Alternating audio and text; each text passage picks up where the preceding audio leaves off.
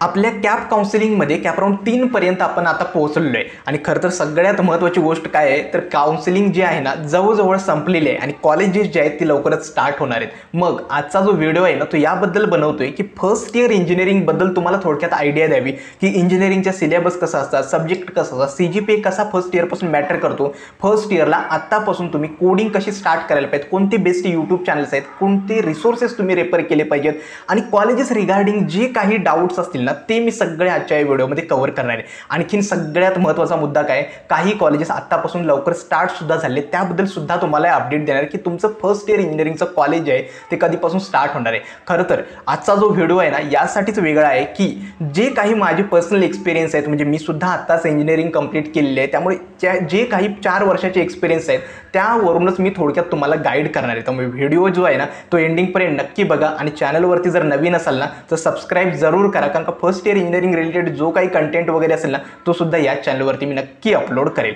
तर सगळ्यांना नमस्कार, मी संदीप मिलके। सुरुवात करूया आजच्या नवीन व्हिडिओला। आता सगळ्यात महत्त्वाचा आणि इम्पॉर्टंट गोष्ट काय आहे तर पालकांनी आपल्या मुलांना चांगली कॉलेजेस मिळावीत यासाठी नक्कीच खूप प्रयत्न केले आहेत। त्यामुळे आता मुलांची जबाबदारी काय आहे, आपल्या पालकांनी 2 वर्ष कोचिंग असेल, 11वी 12वी त्यानंतर आपली काउन्सिलिंग असेल, इंजिनिअरिंग चांगलं कॉलेज मिळावं यासाठी या सगळ्यासाठी खूप धडपड केली आहे। त्यामुळे आता पालकांची जबाबदारी इथं संपते। मुलांसाठी एक मोठं ओझं काय असणार आहे तर 4 वर्षाची इंजिनिअरिंग व्यवस्थित कंप्लीट करायची। खरं तर मोस्ट ऑफ द आता माझा जो ऑडियन्स आहे सगळा मध्यमवर्गीय आहे। आता मध्यमवर्गीय आपण सगळेजण याच फॅमिलीमधून येतो। आपल्या पालकांची स्वप्न काय आहेत की आपल्या मुलाने व्यवस्थित चांगले शिक्षण घ्यावं, जे काही कॉलेज मिळाले त्यातून व्यवस्थित डिग्री कंप्लीट करावी आणि एका चांगल्या ठिकाणी नोकरीला लागावं। इतकी छोटी स्वप्न आहेत, बाकी काही त्यांना नको असतं। मग आता मुलांसाठी सुद्धा काय होतं तर आपण नवीन जगात एंटर करत असतो, लाईक इंजिनिअरिंगने सगळं कॉलेज नवीन असतं, नवीन ठिकाणी आपण जात असतो, नवीन मुलांमध्ये, कारण का कसं असतं फक्त कोचिंगमध्ये आपल्या शहरातली गावातलीच मुलं असतात,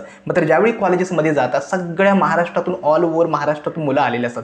मग या सगळ्या गोष्टी नवीन असतात, त्या जुळवून घेणं या सगळ्याबद्दल मुलांबद्दल नवीन असतात आणि त्याचसाठी बाळांनो तुम्हाला गाईड करणं खूप गरजेचं आहे। तर आता पहिला आणि महत्त्वाचा मुद्दा काय, इंजिनिअरिंग कॉलेजेस स्टार्ट झालीत का, तर याचं सिंपल उत्तर आहे काही कॉलेजेस आहेत जी कॅप राऊंड 2 नंतर म्हणजेच 18 ऑगस्टपासून त्यांनी त्यांचं अकॅडमिक स्टार्ट केलेलं आहे। उदाहरणार्थ सांगायचं झालं तर थाडोमल वगैरे कॉलेजेस आहेत ना त्यांनी आपलं कॉलेजेसचं अकॅडमिक स्टार्ट केले। मग बाकी कॉलेजेसचं काय किंवा बाकीचे मुलं ज्यावेळी जॉईन करणार आहेत ते कॉलेजेस कधीपासून स्टार्ट आहेत, जेन्युइनली सांगायचं झालं तर कॉलेजेस जे आहेत ना ऑफिशियली कॅप राऊंड 4 ज्यावेळी होतो त्यावेळी त्यानंतर स्टार्ट होतात। आपलं कॅप राऊंड 4ची लास्ट डेट ऑफ ॲडमिशन आहे 4 सप्टेंबर, त्यामुळे त्यानंतरच कॉलेजेस खरी तर स्टार्ट होतात, कारण का तोपर्यंत कॉलेजेसच्या सीट्स भरलेल्या नाही आहेत।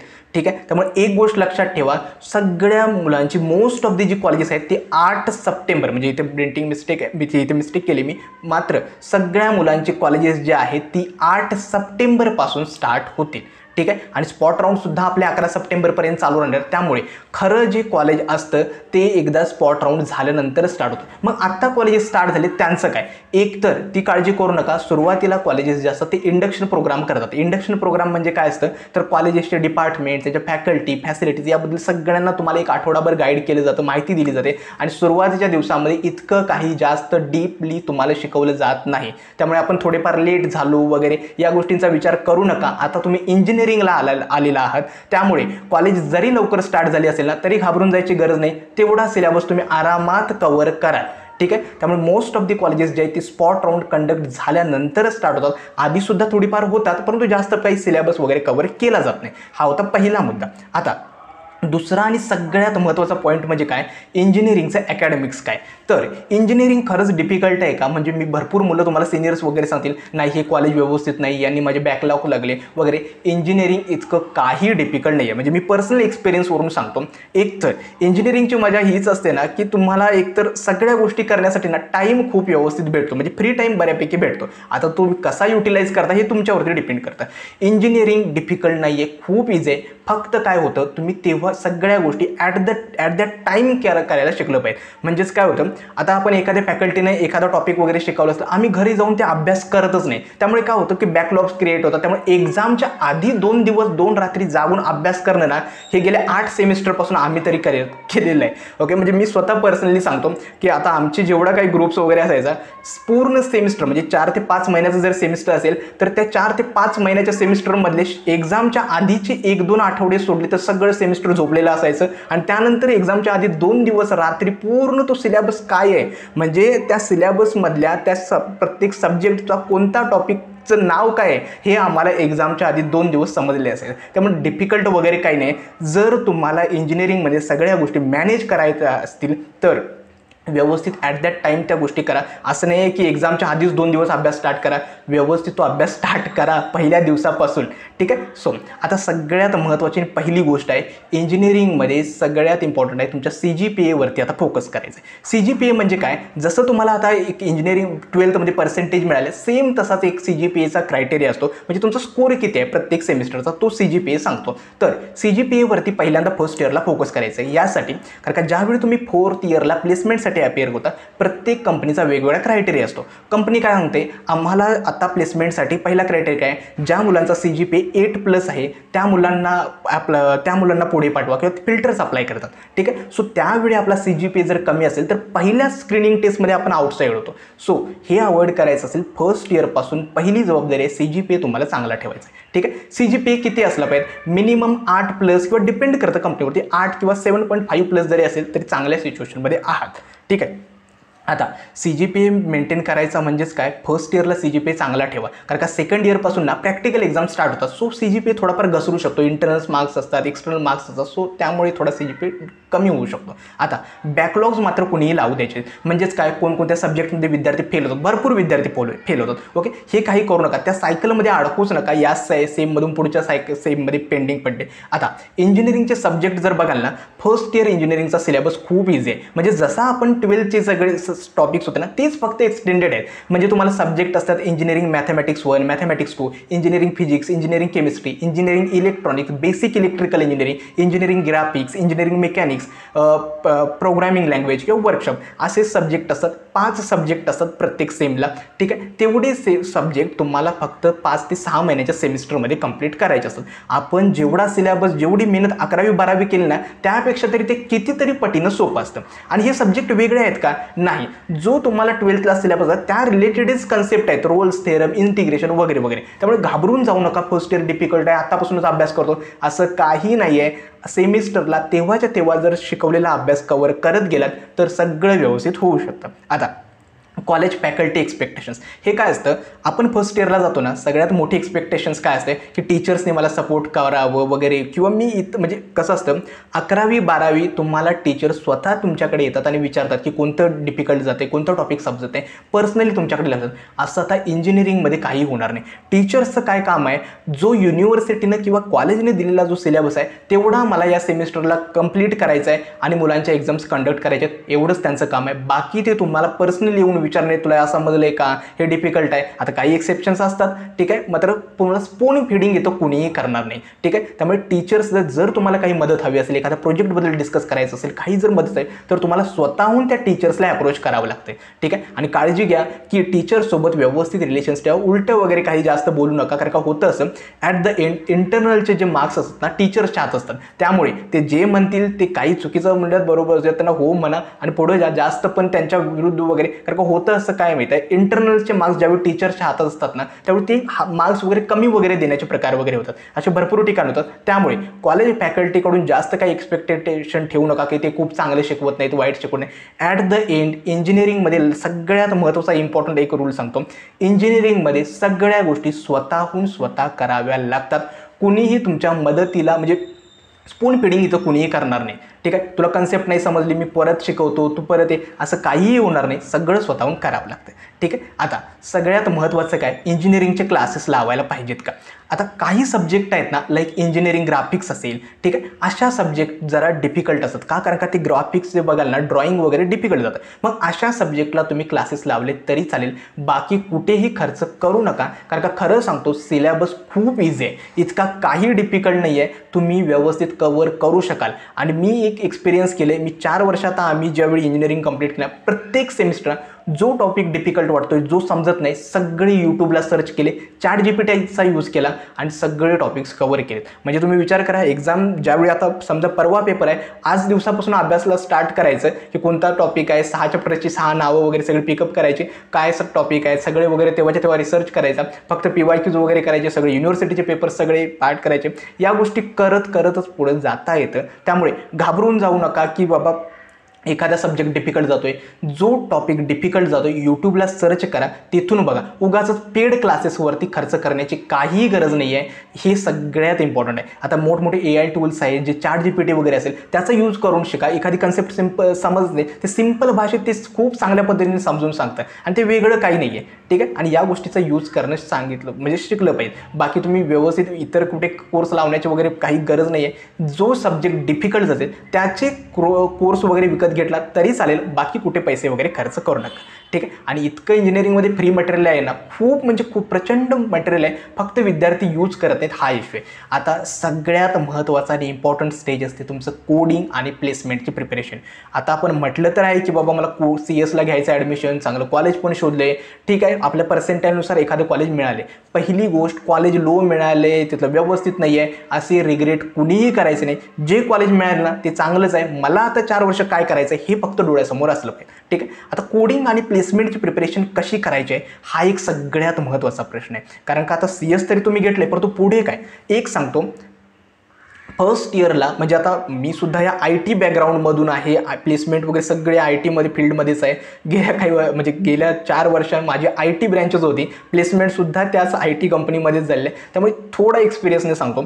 फर्स्ट इयरला तुमची फक्त 2 टार्गेट असली पाहिजे. पहिलं टार्गेट आहे एखादी प्रोग्रामिंग लँग्वेज परफेक्ट करणं, आणि दुसरं आहे तुम्ही गोष्टी एक्सप्लोर करणं, मग त्या डेव्हलपमेंट साईड असेल वगैरे वगैरे, ठीक आहे. आता प्रोग्रामिंग लँग्वेज म्हणजे काय, कम्प्युटरशी बोलण्यासाठी जशा आपल्या माणसांशी इंटरॅक्ट करण्यासाठी लँग्वेज असते, तशी एखादी प्रोग्रामिंग लँग्वेज असते. तर मग फर्स्ट इयरला कुठली प्रोग्रामिंग लँग्वेज शिकायची, युनिव्हर्सिटीच्या सिलेबसमध्ये जी लँग्वेज दिलेली आहे ती फक्त सिलेबस पुरती आहे, त्याच्या पलीकडे त्याच्यामध्ये लॉजिक वगैरे काही डेव्हलप होत नाही. त्यामुळे तुम्ही काय करायचं, एक प्रोग्रामिंग लँग्वेज कोणतीही घेऊ शकता, पायथन घेऊ शकता, जावा घेऊ शकता किंवा C घेऊ शकता. मी पर्सनली C लँग्वेज सजेस्ट करेन. ती जर पहिल्यांदा आता तुम्ही स्टार्ट करा शिकायला, ठीक आहे. आता सगळ्यात महत्त्वाचं आहे की लँग्वेज तर प्रोग्रामिंग मला शिकायचं, परंतु शिकायचं काय, भरपूर बाहेर पेड कोर्सेस वगैरे आहेत. कुणीही या पेड कोर्सेसच्या ट्रॅपमध्ये पडू नका. एकतर जे फॅकल्टी शिकवते ना त्यांना काही व्यवस्थित येत नाही, त्यांचं बॅकग्राऊंड ते नाही आहे, ते उगाच तो आपल्याला काय वाटतं मला ते सर्टिफिकेट द्या, त्या सर्टिफिकेटची व्हॅल्यू 0 आहे, 0. तर ज्यावेळी तुम्ही प्लेसमेंटसाठी बसाल, आता मी माझा पर्सनल एक्सपिरियन्स सांगतो. आता ज्यावेळी आमचे इंटरव्ह्यूज वगैरे कंडक्ट होत होते, एकतर सर्टिफिकेट तुमचे किती आहेत काय आहेत त्यांनी काही बघितले, ते जज करतात समोर बसलेल्या माणसाकडे स्किल्स कोणते आहेत, म्हणजे माझ्या बिझनेससाठी लागणारे स्किल्स ते आपले मॅच होतात का, याच्यावरती ते फोकस करतात, बाकी काही बघत नाहीत, ठीक आहे. त्यामुळे काळजी घ्या. आता कोडिंग कुठून शिकायचे, कुठलेही कोर्स वगैरे जे पेड कोर्सेस वगैरे आहेत ना यूट्यूबवरती किंवा बाकी कुठे, ते लावायची काही गरज नाही. सगळ्यात बेस्ट रिसोर्स आहे कोडिंगसाठी यूट्यूब. खरं तर यूट्यूबवरती इतका प्रचंड फ्री कंटेंट ऑलरेडी मोठमोठ्या यूट्यूबर्सने अपलोड केलेला आहे आणि तो बेस्ट आहे, म्हणजे त्या पलीकडे कंटेंट नाहीच आहे असंच समजू शकता. एकतर बेस्ट एक रिसोर्स आहे यूट्यूबचा चांगला यूज करा. सिम्पली तुम्ही यूट्यूबला टाकलं ना की फर्स्ट प्रोग्रामिंग लँग्वेज कोणती शिकायची किंवा कुठले रिसोर्सेस आहेत वगैरे, सगळ्या गोष्टी तुम्हाला व्हिडिओज येतील. आता यूट्यूबवरती बेस्ट यूट्यूब चॅनल्स कोणते आहेत फर्स्ट इयरसाठी, कोड विथ हॅरी नावाचं जे बिगिनरसाठी खूप चांगलं आहे, त्यानंतर टेलिस्को नावाचं आहे जे पायथन लँग्वेज आणि AI साठी खूप चांगलं आहे, कॉलेजवाला आहे, त्याच्यानंतर अपना कॉलेज आहे, ही काही चॅनल्स आहेत ती एक्सप्लोर करू शकता. वेगवेगळ्या साईट्स पण आहेत, उदाहरणार्थ Geeks for Geeks आहे, W3 स्कूल्स आहे, ट्युटोरियल्स पॉईंट आहे. याच्यावरती काय केलं जर प्रत्येक लँग्वेजची किंवा कुठलं जे कोडिंगची टेक्नॉलॉजी तुम्ही शिकणार आहात ना सगळं डिटेलमध्ये दिसले, त्याचा तुम्ही यूज करा, ठीक आहे. आता कोर्सेस किंवा कोचिंग लावली पाहिजेत का? जर तुम्ही कोडिंगसाठी क्लासेस लावत असाल तर ऑफलाईन क्लासेस ट्राय करा, ठीक आहे. ऑनलाईन घेऊ नका, कारण का कोडिंगमध्ये कसं होतं, प्रत्येक स्टेपला तुम्हाला डाऊट येतो. म्हणजे हे सेटअप करण्यात, लॅपटॉपच्या सेटिंग्स वगैरे बदलण्यात, सगळ्या गोष्टीमध्ये डाऊट होतं. मग ते डाऊट्स तुमच्या ऑफलाईनमध्ये जर असाल तर ते व्यवस्थित रिझॉल्व्ह होऊ शकतात. त्यामुळे ज्यावेळी तुम्हाला कॉलेज तुमचं जे मिळेल ना, त्याच्यानंतर जवळपासच्या एरियात कोणते चांगली कोचिंग क्लासेस आहेत ते पहिल्यांदा रिसर्च करा आणि त्यानंतर कोचिंग क्लासेस तिथं ऑफलाईनमध्ये ट्राय करा. उगाचच ऑनलाईनचे बॅच घेतात, व्हिडिओज ते पडलेले असतात, कोणीही बघत नाही, कोणी सिरियसली करत नाही, अशा गोष्टी होतात आणि सर्टिफिकेटच्या नावाखाली एक फक्त सर्टिफिकेट बनवून त्याचा झिरो उपयोग आहे, ठीक आहे. आय होप ही गोष्ट तुम्हाला समजली असेल. आणखी आता कोडिंगमध्ये काय करायचं, गोष्टी एक्सप्लोर करायचा, हा एक पॉईंट मी सांगितला. म्हणजेच काय असतं तर एक तर वेगवेगळ्या डेव्हलपमेंट टूल्स असतात. लाईक आता कसं असतं, फक्त मला प्रोग्रॅमिंग लँग्वेज शिकणं हे आपलं एम आहे का? नाही, ठीक आहे. दुसरं एम आहे या फर्स्ट इयरमध्ये वेगवेगळ्या गोष्टी एक्सप्लोर करणं. उदाहरण असेल लाईक आता डेव्हलपमेंट असते, डेव्हलपमेंट म्हणजे ॲप डेव्हलपमेंट असते, वेब डेव्हलपमेंट असते. मग तुम्हाला वेब डेव्हलपमेंट म्हणजे काय असतं, जे आपण वेब पेजेस बघतो ती कशी डिझाईन होतात, फ्रंट एंड काय आहे, बॅक एंड काय आहे, हे सगळं स्वतःहून एक्सप्लोर करा. दुसरं असतं वेगवेगळ्या AI टेक्नॉलॉजीज आहेत, ज्याचा यूज कसा केला पाहिजे, या सगळ्या गोष्टी बाळांनी उपयोग करा. कारण का कसं असतं, सगळ्या गोष्टी ज्यावेळी तुम्ही एक्सप्लोर करता त्यावेळी आपली आवड समजत जाते. माझी आवड कशामध्ये, मला ॲप डेव्हलपमेंटमध्ये इंटरेस्ट आहे की वेब डेव्हलपमेंटमध्ये इंटरेस्ट आहे, सध्या मागणी कशाला आहे, काय आहे, या सगळ्या गोष्टी यूट्यूबवरून एक्सप्लोर करा, ते खूप गरजेचं आहे. हे होता दुसरा पॉईंट. आता वेगवेगळे कसं असतं, आपण ज्यावेळी कोडिंगची प्रॅक्टिस करतो म्हणजे लँग्वेज शिकतो, त्याच्यासोबत आपल्याला प्रॉब्लेम सॉल्विंगसुद्धा प्रॅक्टिस इम्पॉर्टंट असते. म्हणजे समजा लूप्सचे प्रॉब्लेम असेल तर त्याच्यावरती छोटे छोटे प्रॉब्लेम्स असतात. मग हे प्रॉब्लेम सॉल्व्ह करण्यासाठी 2 वेबसाईट्स आहेत, हॅकर रँक आणि कोडशेप. आता तुम्ही जसं जसं पुढे जाल ना, याच्यावरती एक डेडिकेटेड व्हिडिओ मी नक्की बनवतो, कारण की हे इतकं कॉम्प्लिकेटेड आणि मोठा आहे ना की हा टॉपिक इतक्या कमी वेळात सांगणं डिफिकल्ट आहे. मी या सगळ्याबद्दल कोडिंग कसं करायचं, लँग्वेज कशी शिकायची, कसं फर्स्ट इयरपासून व्यवस्थित गाईड केलं, याच्याबद्दल एक डेडिकेटेड व्हिडिओ. आता इथं लक्षात ठेवा की कोडिंगसाठी, प्रॉब्लेम सॉल्विंगसाठी हॅकर रँक आणि कोडशेप या गोष्टी तुम्ही एक्सप्लोर करू शकता. आय होप तुम्हाला हे कोडिंग आणि प्लेसमेंट प्रिपरेशन बद्दल समजलं असेल. 2च गोष्टी लक्षात ठेवा, मला कोडिंग करताना एक आहे की फर्स्ट इयरला एक प्रोग्रॅमिंग लँग्वेज शिकली पाहिजेत आणि दुसरं मला वेगवेगळ्या ज्या टेक्नॉलॉजीज आहेत त्या एक्सप्लोर केल्या पाहिजेत, ठीक आहे. कोडिंग लँग्वेज कोणती शिकायची, पायथन, जावा, सी कोणतीही तुम्ही शिकू शकता. कोडिंग लँग्वेज शिकणं म्हणजे फक्त सिंटॅक्स पार्ट करणं नाही आहे, लक्षात ठेवा. आपण जे आता म्हणतो ना हे डेव्हलपमेंट कोडिंग वगैरे, हे ChatGPT आता तुम्हाला काही सेकंदात सगळा कोड लिहून देतोय. आपलं काम काय आहे, लॉजिक डेव्हलप करणं. म्हणजे एखादा प्रोग्राम ज्यावेळी रन होतोय त्यावेळी तो कसा होतोय, कसा बिल्ड होतोय, या सगळ्या गोष्टींचं लॉजिक डेव्हलप करणं हे इम्पॉर्टंट आहे. तुम्ही किती प्रोग्रामिंग लँग्वेज शिकता हे इम्पॉर्टंट नाही आहे, सगळ्या लँग्वेजेसमध्ये लॉजिक सेम असतं. त्यामुळे प्रॉब्लेम सॉल्विंगचा जो अप्रोच आहे ना तो इम्पॉर्टंट आहे. इव्हन तुमच्या प्लेसमेंटला सुद्धा ज्यावेळी तुमचा कोडिंग राऊंड असतो वगैरे ना, सगळ्यात इम्पॉर्टंट आहे तुम्ही प्रॉब्लेम्स किती सॉल्व्ह झाले आहेत, टेस्ट केसेस किती रन झाले आहेत, ठीक आहे. आय होप जे जास्तच थोडं एक्स्ट्रा होते, ठीक आहे. हा पार्ट तुम्हाला आय होप समजला असेल. आता काही एक्स्ट्रा स्किल्स वगैरे असतील थोडक्यात सांगतो. एक आहे, आता एकतर तुम्ही फर्स्ट इयरला आलात त्यामुळे तुम्हाला फायनान्सेस स्वतःचे तुमचे खर्च मॅनेज करणं, कारण का घरापासून आहात, किती पैसे घरातून येतात, किती मॅनेज करायचे आहेत, किती खर्च करायचे, या गोष्टींची थोडी तारतम्य तुम्हाला असलं पाहिजे. उगाचच घरचे देत आहे त्यांच्याकडून मागून घेतोय अशा गोष्टी काही करू नका, ठीक आहे. त्यामुळे कोडिंग किंवा अपार्ट फ्रॉम अकॅडमिक्स एक एक्स्ट्रा स्किल डेव्हलप करा. म्हणजे कुठलीही स्किल असेल, लाईक डिझायनिंग असेल, लाईक व्हिडिओ एडिटिंग असेल, कंटेंट रायटिंग असेल, मार्केटिंग असेल, कुठलंही फील्ड एक एक्सप्लोर करा ज्याच्यामधून थोडीफार साईड इन्कम तुमची जनरेट होईल. दुसरं असतं ते म्हणजे काय, एक चांगलं तुमचा पोर्टफोलिओ बनवा. लाईक काय होतं की फर्स्ट इयरपासून ना मुलं खूप असे नवीन आलेले असतात, कॉलेजच्या क्लब्स वगैरे मिसळत नाहीत. एक गोष्ट लक्षात ठेवा, कॉलेजच्या क्लब्स रिगार्डिंग ज्या क्लबमध्ये तुमची आवड आहे त्या क्लबला नक्की जॉईन व्हा, जेणेकरून गोष्टी एक्सप्लोर तुम्हाला करता येईल. मात्र बहुतांश कॉलेजेस मी अशी बघितले जिथं क्लब्स फक्त टाइमपास म्हणून नसतात, ठीक आहे. उगाचच त्या क्लबमध्ये जायचं आणि टाइमपास करत जायचं वगैरे, या गोष्टी वगैरे करू नका. जिथं तुमची ग्रोथ होते, जिथं तुमच्या स्किल्सला डेव्हलप करता येते अशीच क्लब जॉईन करा. बाकी कुठं वगैरे टाइमपास करायची काही गरज नाही आहे, ठीक आहे. आणखीन फर्स्ट इयरला लॅपटॉप लागतो का? लॅपटॉप लागतो, कारण का ज्यावेळी तुम्ही CSIT फील्डमध्ये जात असता त्यावेळी कॉलेजेसचे कॉम्प्युटर वगैरे असतात, परंतु आपल्याकडे ते 24/7 ॲक्सेसेबल नसतात. दॅट्स वाय की तुम्हाला लॅपटॉपची गरज आहे. मात्र इतक्या 4-5 महिन्यामध्ये आत्ताच मला लॅपटॉप हवा आहे असा हट्ट आपल्या पालकांकडे कुणीही करू नका. पहिले 2-4 महिने जाऊ द्यात, व्यवस्थित कॉलेज वगैरे स्टार्ट होऊ द्यात आणि त्यानंतर तुम्ही लॅपटॉप जर परचेस केलीत ना तरी चालेल. कोडिंगसाठी एकदम हाय प्रोफाईल गेमिंग लॅपटॉप वगैरे घ्यायची गरज नाही आहे. नॉर्मल आपले बेसिक लॅपटॉपसुद्धा लागतात. ॲप्रॉक्सिमेटली 40,000 ते 45,000 पर्यंतच्या बजेटमध्ये सुद्धा चांगली लॅपटॉप्स येतात, ठीक आहे. त्यामुळे उगाचच आत्ताच पालकांवरती सुद्धा त्या फी वगैरे भरणं या गोष्टींचा ताण वगैरे येणार आहे. या गोष्टींवरती उगाच त्यांच्यावरती अजून लॅपटॉपचं प्रेशर घालू नका. ज्यांच्याकडे सगळ्या गोष्टी मॅनेज असतील तर ठीक आहे, नाहीतर 2-3 महिन्यांनी जरी लॅपटॉप घेतला तरी सुद्धा चालेल. आय होप तुम्हाला या फर्स्ट इयर इंजिनिअरिंग गायडन्सबद्दल सगळ्या गोष्टी समजत असतील. मला वाटतं व्हिडिओ थोडा लेंथी झाला आहे, परंतु एकतर काउन्सिलर म्हणून नाही आहे, परंतु तुमचा मोठा भाऊ म्हणून ज्या काही गोष्टी मला व्यवस्थित वाटल्या, ज्या इंजिनिअरिंगबद्दल आहेत त्या शेअर केल्यात. आणि मला वाटतं जास्त पण मी एक्सपिरियन्स शेअर नाही केले, कारण का तुम्ही 4 वर्षांची जे आता मी व्हिडिओ बनवतोय ना, तो 4 वर्षांची माझी जर्नी आहे ना, ती माझ्या डोळ्यांसमोर रिफ्लेक्ट होते की अरे आम्ही काय केलंय, तुम्हाला काय सांगायचं आहे. ओके, सो चांगले वाईट एक्सपिरियन्स येतच जातात. ठीक आहे, मात्र एक काळजी घ्या, नवीन जगात जात आहात, नवीन ठिकाणी जात आहात, त्यामुळे गोष्टी एक्सप्लोर करा. एक गोष्ट आहे जी सगळ्यात महत्त्वाची आहे, घरातून ज्यावेळी तुम्ही बाहेर पडता त्यावेळी सगळ्यात गरजेचं काय तर आपल्याला बाहेरच्या जगाशी कनेक्ट होता आलं पाहिजे. ठीक आहे, कारण का आतापर्यंत सगळ्या गोष्टी आपल्या आईवडिलांनी मॅनेज केल्या. ज्यावेळी तुम्ही बाहेरच्या लोकांना फेस करता त्यावेळी तुम्हाला खरं ॲक्च्युअली नॉलेज जे आहे किंवा एक्सपिरियन्स आहे तो येत जाईल. आता ते हळूहळू तुम्हाला येतच जाईल आणि सगळे तुम्ही हुशार आहात. ठीक आहे, CET सारख्या एक्झाममध्ये तुम्ही चांगले मार्क्स स्कोअर केले, त्यामुळे या गोष्टी काही डिफिकल्ट नाही. इंजिनिअरिंगसुद्धा खूप इझिली तुम्ही सगळ्या गोष्टी कव्हर करा. आजचा हा व्हिडिओ कसा वाटला हे देखील मला कमेंट सेक्शनमध्ये सांगा. आजचा हा व्हिडिओ मी इथेच थांबवतो. धन्यवाद.